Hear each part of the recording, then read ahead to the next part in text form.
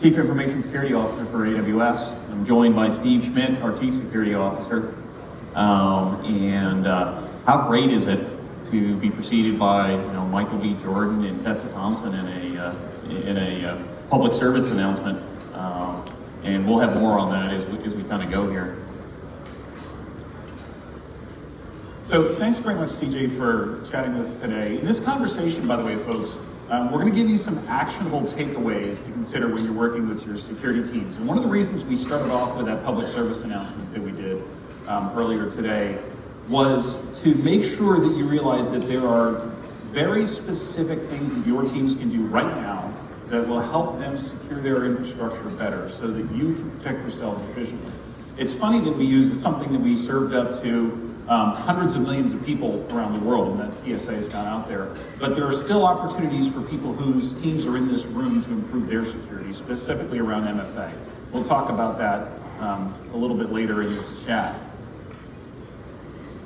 So one of the things that we've talked about quite frequently here, CJ and I, by the way, have known each other for 20-something years, 23, 24, something like that. Don't tell them, it makes us look old. Is that there's often an opportunity for us to help inform the leadership of our organizations about where we stand with security, and also at the same time what steps we need to take during what time frames to help people build their security organization, build their security posture, and address the threats that are changing around the world.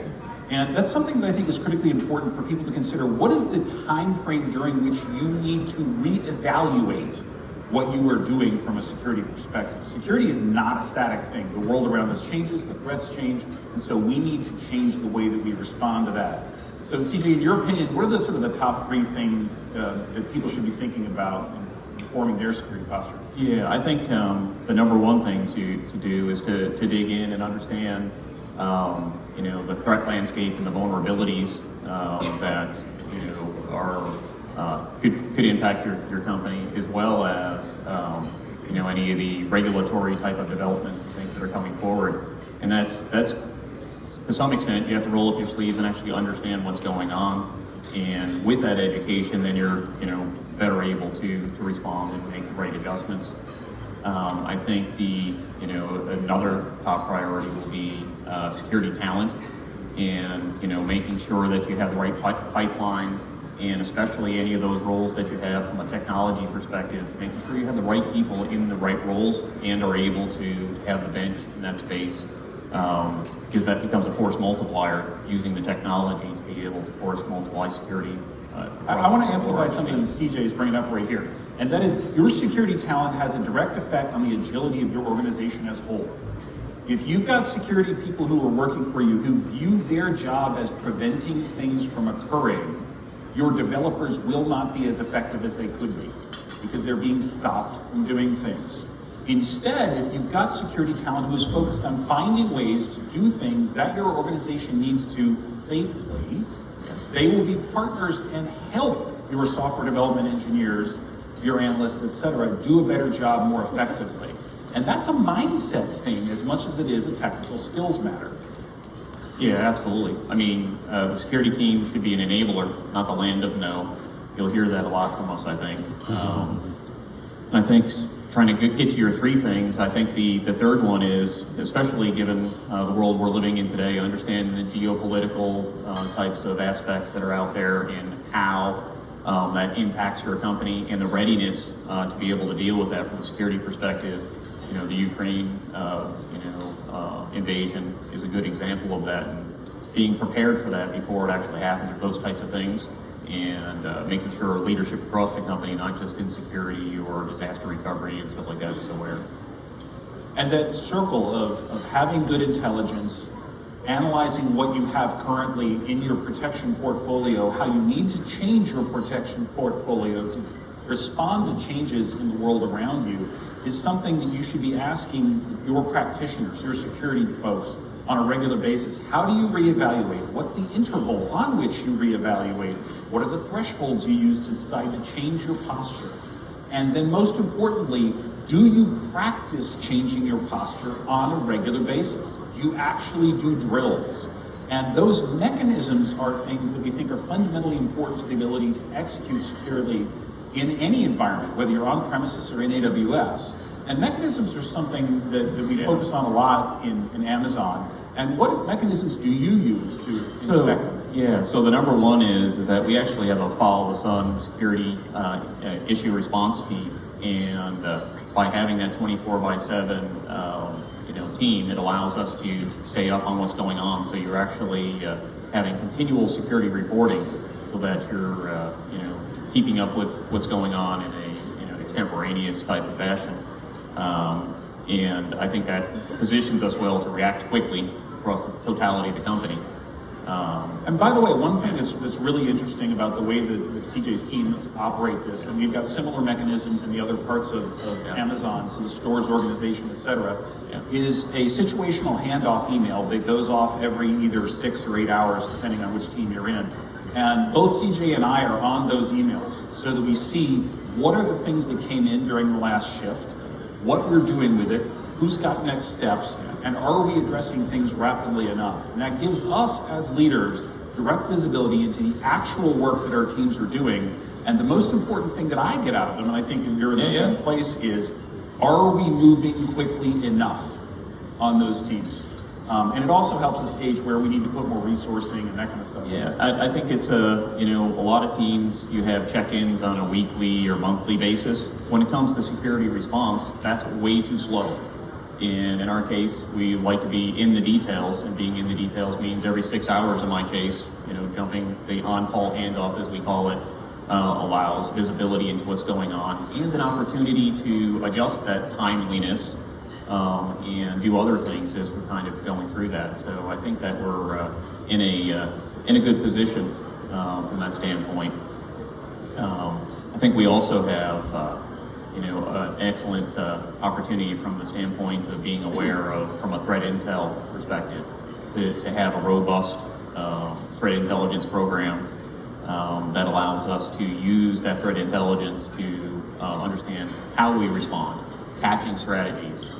In some of the circumstances where we're able to see what's going on from a threat intel perspective, we may adjust things that may be of a lower severity traditionally, but we can see that we have threats that are actually targeting those specific things. We'll up the severity of how quickly things need to be patched based upon the intelligence we derive, and that's directly impacting. Yeah, I want to amplify that. We as an organization follow a set of threat actors we believe are the biggest risk to us and our customers as a business.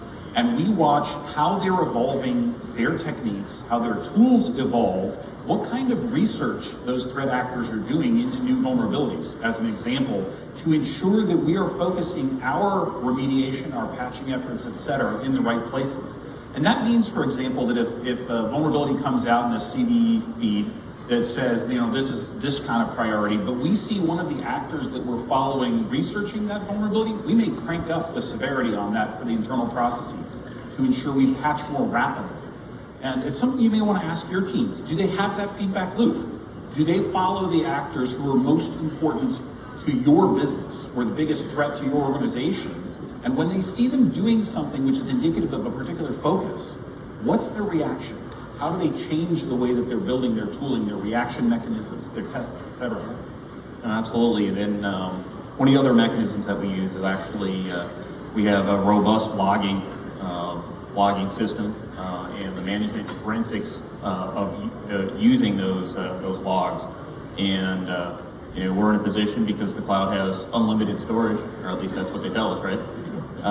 We can go back up to 10 years in circumstances to be able to determine the impact or things that have happened. As you learn new things, you then apply that and look over history as to what could have or what did occur, and you're able to do a better response to that.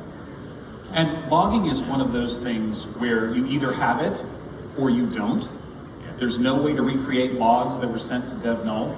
And I will be completely blunt with people here. CJ said it, we keep logs for 10 years for just about everything in AWS and at Amazon, because it is so critical to our ability to understand what has happened after an event that you have to have those logs. And being frank, if you're using the logging infrastructures correctly, if you're using things like Glacier with the right retention policies and the right tiering policies, it's ridiculously cheap to keep those logs now. If you're doing it the old school way and keeping them in file systems that are sitting in storage area networks or something like that, it's a lot of money to keep logs, being frank. It's easier if you move them into a storage environment like that. And by the way, if your security teams have not looked at the security data lake that we announced today in Adam's keynote, they should, because it is a very efficient way to keep logs relatively inexpensively. And most importantly, it's integrated with a lot of partners that you use right now. So those partners can begin consuming those logs even if you don't have them stored in the partner's infrastructure. And a little secret, in many cases, storing the logs in our security data lake and having your partner tooling consume them is much cheaper than having the partner store them independently. So this is an opportunity both for improved functionality and probably some cost savings at the same time. Yeah, and I can't see because of the lights, but Rod Wallace, the GM for the security data lake, will be joining us if he isn't. Actually, there he is in the back. right in the back here. He's straight back there. So after we're done, you can jump on him like wolves and ask any of the questions you'd like. So I guess one last mechanism that we have is, and this is, you're going to hear this repeated, drum towards continuing to invest in your security talent, teaming up with your HR team in order to make sure that you're developing and upskilling the team that you have, at the same time recruiting the right talent to be in those roles. You don't want to burn out the talent that you already have. So that plays back to the technology investment of being able to automate those things that are boring, because you don't want security engineers or engineers in general to be doing repetitive things. So that's one of the other mechanisms that we spend a good bit of time in attention to. So Steve, you set a high bar for security across all of the Amazon business, while also balancing how we don't stifle creativity or innovation, not being the land of no, from a security organization. So what advice do you have for everybody on how to actually do that? Sure. So one of the things that a lot of people don't realize is that when we changed the security organization in Amazon, my position is relatively new. I report to the CEO, to Andy Jassy. And that was very intentional because we wanted to apply the same security bar across the company that we've used for a long time within AWS. AWS has been building things phenomenally well for a long time because we made an investment up front at the beginning of the company. We realized if we didn't do security right, many of you wouldn't be here. And we decided that that was something we were going to do in terms of looking at the security operations of other parts of the company with that particular focus on automation. As CJ said, personnel, staffing is one of our biggest limitations in many areas. It's hard to find the right people. It's hard to retain them. It costs a lot of money to retain them. And frankly, security engineers get bored. They don't want to do the same thing over and over. So by investing in that automation, we can develop better talent, and by having a larger security organization that crosses the company, it gives us paths for those people to grow so that they can see that they've got a future ahead of them, they want to stay in the company, they want to keep building in different places, etc. And it's also an area where we can focus on the way people behave when they're interacting with our customers. So a few minutes ago, I talked about how do we support our SDEs in the organization, and a lot of what we look for with our security staff is how do they get to yes. Interestingly, by the way, intro-level security staff often come out of our customer service organization because our CS people are trained over and over and over. Their job is to make the customer happy, to find a way to get the customer what they want. So that's actually fundamentally useful for the security team, is to say, how can we get this builder to a place where they're happy with things that are going on? And that's important for velocity, and it's important for ensuring that builders want to talk to the security team, because we all know that a builder who doesn't want to talk to the security team will find a way to get around the security team, which results in problems with visibility. And without visibility, you can't protect the things that you've got. So it's about meeting teams where they are in the process, and it's also about giving those teams very clear and consistent guardrails. Notice I didn't say restrictions, it's guardrails. Help your builders create things in a way that is safe, using things like config and config rules to ensure that your builders are doing things in a way that's consistent with what you expect, using organizations to help enforce those across all of your accounts in the organization. And in this kind of situation, it's one where if you give them the guardrails, you can ensure the visibility. If you ensure the visibility, you can ensure the protection that you need. And most importantly, if you're a regulated industry, you can ensure that you're meeting the regulatory environment you're working in? Yeah. So, given your report to the CEO of Amazon now, how should executives here today that don't hold direct security roles themselves think about security reporting structures? What should the C-suite consider when structuring their security teams as a whole? Think about the way that you ask your security leadership for an evaluation of how they're doing.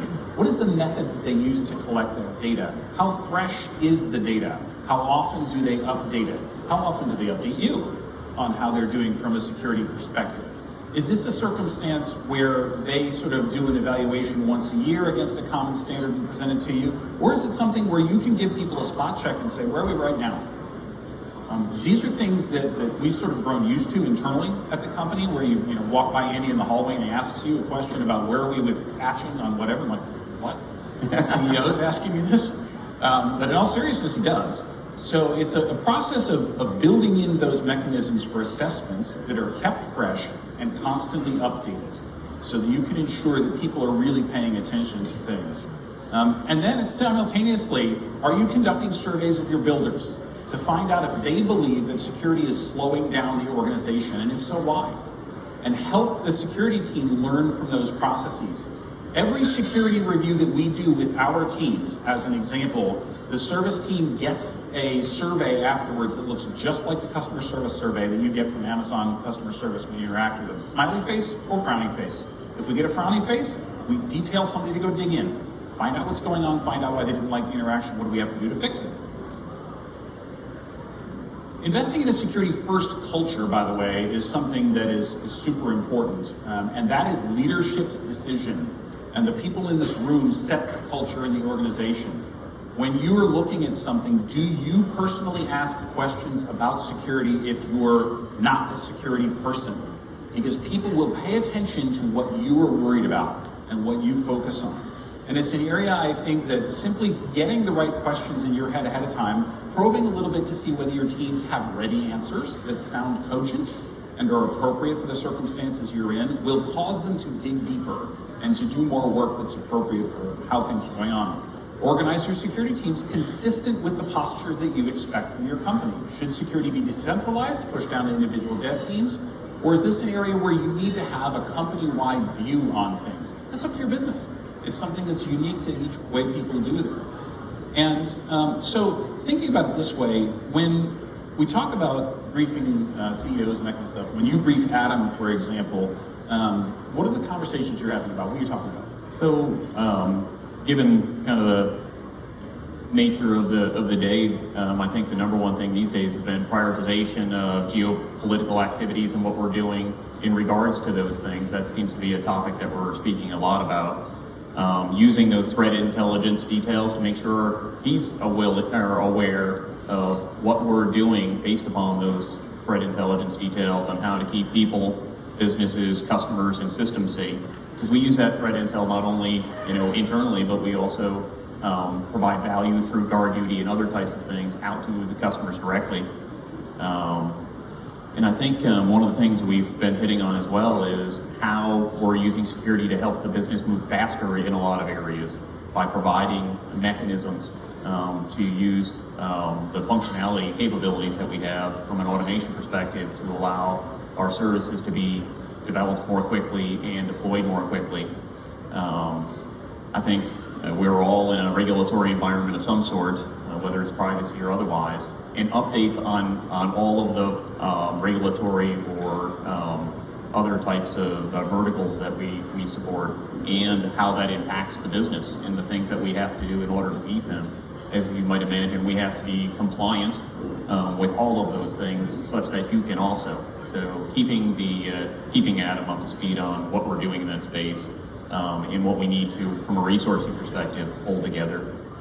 So I think that's probably the lion's share of those things, but so I'm dealing with Adam on a good basis, but you actually have to deal or provide updates to the Amazon Board of Directors, and what kind of things and information do you share with them? Sure. So quick poll of hands in the room here. How many people have to give updates to your Board of Directors about the security posture of your organizations? I think it's going to be a fair number. It looks like roughly about half or so. For those who don't right now, you probably will in the near future. More and more boards are asking about security topics, primarily because They're realizing that there's being a sort of an established set of risks to the board itself in many circumstances about the security posture in organizations. We provide a quarterly update to our board of directors. Now, our board of directors is structured a little bit differently than a lot of companies out there in that our board decided to have a committee specifically for cybersecurity because they believe that it's so important to the way the company operates as a whole. So I have to give an update to that part of the board on a regular basis. And it's giving the board a way to understand the efforts that we're making to protect things in a security fashion, and then to measure our progress against well-established goals. For example, we use the NIST 800 series of controls as a way to give ourselves an independent evaluation or measure against a set of standards that the board believes is appropriate for a large set of organizations. And this gives us both visibility there and gives the board a way to say, are we investing in the right place? Do we have the right resources? Do we have the right focus from the organization? And frankly, gives me a great lever to get my job done. Because if the board's asking questions, we have to react as a company to ensure we're headed in the right space there. So where should CEOs be investing for the long term? What are the sort of the big bets they should be making for their organizations? So I think almost being a little bit repetitive, talent, the pipelines, upskilling the members of the team, making sure we're paying attention to their needs, automation and machine learning. That also plays to the first thing that I said, because obviously it allows the business to move faster, and can allow you to see things that you couldn't see otherwise, but you also don't burn out people looking at repetitive things. Machine learning specifically is very good at identifying aberrations that humans would never see or very unlikely to see. So using that is an advantage. And actually, an example of that I think is really important here is when we transitioned our internal threat detection systems to using guard duty after we launched it as a public service, it reduced our on-call security operators' workloads by about 18%. And that is a significant change in the way that both that staff perceives things, but most importantly, it moved a lot of stuff into automation that previously was done by hand. If it's in automation, it happens more quickly, it happens more reliably, which is super important, obviously. And it happens with a series of automated reactions as a result. So those are the kind of steps that I think really give you leverage in the way that you're thinking about operating your security. yeah, and it also frees up those threat intelligence engineers to be able to be paying attention to higher level things. You know, if they're not doing mundane things, they can pay attention to threat hunting, looking for additional threats that we should be paying attention to. And I think following on to that, it also allows for more sharing of that threat intelligence, both through making sure we have better automations, connections into guard duty and inspector, as well as, you know, sharing with appropriate governments or otherwise as appropriate. So that I think is probably the area that we spend a good bit of time. You're hearing things that are repetitive. That's because I think those are the big key things that we're paying the most attention to at this point in time.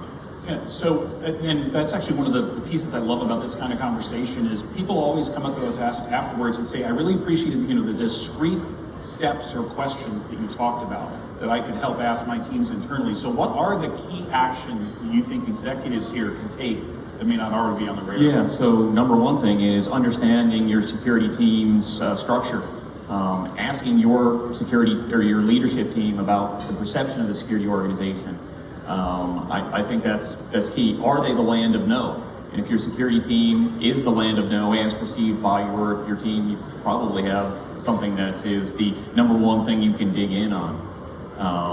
You know, when you do have security events that happen, you know, digging in and validating the plans, making sure you have, you know, clear plans and those plans are actually playing out. And we know how plans kind of go. They never play out the way you expect, but are you getting the results that are expected regardless of how that plan kind of plays into that? I think. And by the way, sort of the snapshot here is, I forgot who actually was the originator of it, but patents certainly like to use the phrase, no plan is probably von Moltke, the German who came up with originally. No plan survives first contact with the enemy. And that is very, very true in the security space. You have to have plans, you have to test those plans, but you have to be able to adapt because you know that the adversary is going to adapt to what you do. So how do you ensure that your staff doesn't just follow a flow chart and when something gets stopped, fall off? So it's, all right, what are you going to do next? Who are you going to bring in? Who are you going to escalate to? How long is that escalation going to take? Do you have the right method of escalation? Can you get a hold of the right people at the right time? Yeah, identify the threat, the risk based upon that, and subsequently, what can you do about it? And make sure that your security leaders are doing what they can do. I think one of the things that we can all do here is that, we have at reInvent, it's a learning conference. We continue to make sure that there's a lot of content available. And specifically, we have, 60 sessions, hands-on labs, opportunities to hear more about, what we think and how we practice. And I'd like to personally invite you, this is a commercial, to come to my leadership session Thursday at 12:30 as well, so you can eat lunch if you like, here in the Ballroom B here on the 5th floor. And I'm going to go through a 40-minute version of this and actually have a chance to speak to Deneen DeFore, this is from United, and have a little bit of a fireside chat with her to see how some of the things that we're talking about here actually play in that session. So we talked a lot about people in here today, and people are both your security teams, your developers, but really they're the entire organization that you've got there, every human in your place. And one of the other resources that have been made available recently publicly is we took this annual security training that we require every Amazonian to take, and we made it public, because a lot of people have suffered with some really, really terrible training stuff that they've sort of forced their employees to go through. And we've focused on building tools for security training that are fun, that are quick, that are efficient, and most importantly, they meet the compliance requirements of everything from ISO 27000 to FedRAMP, etc. And it's free, it's available to you and your team. So feel free to take it if you'd like, and use it with your own folks out there. Will you share a little bit more with that? Yeah, so, obviously we have the security training that, that you speak of.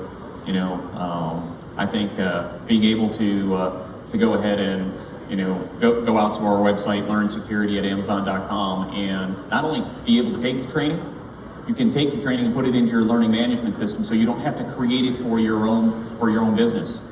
It meets many of those verticals in compliance that you need to cover, but also does so in a way that seems to be rather engaging, at least by feedback from our Amazon-wide team of 1.5 million employees. So it is something that it's been tested, and we'd like to get more value out of it. So feel free to use it. It's there for your use, free, no strings attached. We also, Steve, almost kind of going full circle back to the public service announcement that we shared at the beginning of our talk. We share why we did it and what leaders here can use in the content of the context of their business. So security is a human problem. This is about people. This is not about technology. A lot of people focus on security as a technical issue. It is not. It is human beings. Computers don't decide to attack each other. It is a person decides they want something, whether it's money or information or access or influence or whatever it is. And to get people to make good security decisions, you have to make the information that they need to protect it and the data that they're responsible for available to them in a consumable form. It has to be fun, and most importantly, it has to be actionable.